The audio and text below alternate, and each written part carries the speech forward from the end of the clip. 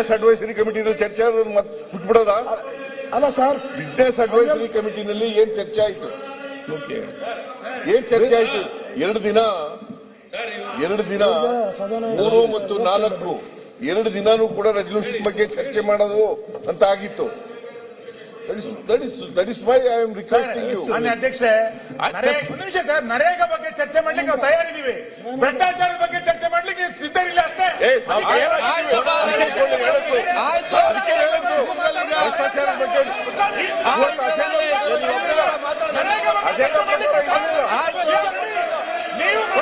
ಬಗ್ಗೆ ನೀವು ರಿಕ್ವೆಸ್ಟ್ ಇವರು ಮಾನ್ಯ ಅಧ್ಯಕ್ಷರೇ,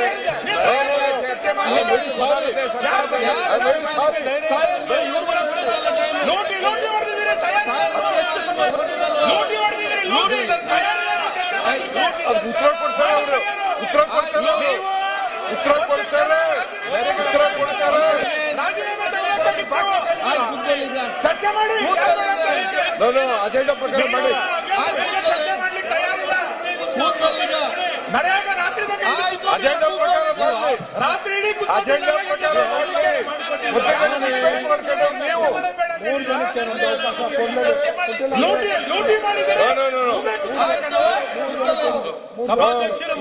ಮಾನ್ಯ ಅಧ್ಯಕ್ಷರೇ, ಇವರು ಬೆಳಿಗ್ಗೆ ಹೇಳಿದ್ದೇನು? ಬೆಳಿಗ್ಗೆ ನಿಮ್ಮ ಚೇಂಬರ್ ಹೇಳಿದ್ದೇನು?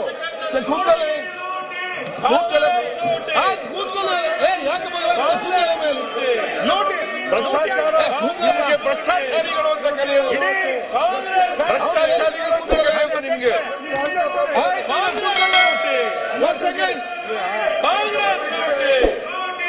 ನೋಡಿ, ಈ ರೀತಿಯಾಗಿ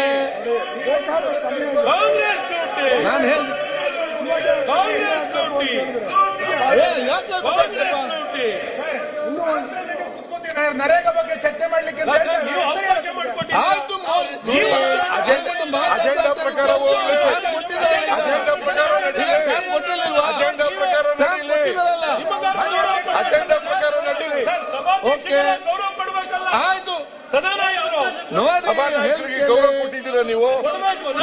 ಸಭಾನಾಯಕರಿಗೆ ಗೌರವ ಕೊಟ್ಟಿದ್ದೀರಾ? ಸಭಾನಾಯಕರಿಗೆ ಗೌರವ ಕೊಟ್ಟಿದ್ದೀರಾ? ಸಭಾನಾಯಕರ ಮನೆಯಲ್ಲಿ ರೂಮ್ ನಲ್ಲಿ ಏನ್ ಚರ್ಚೆ ಆಯ್ತು?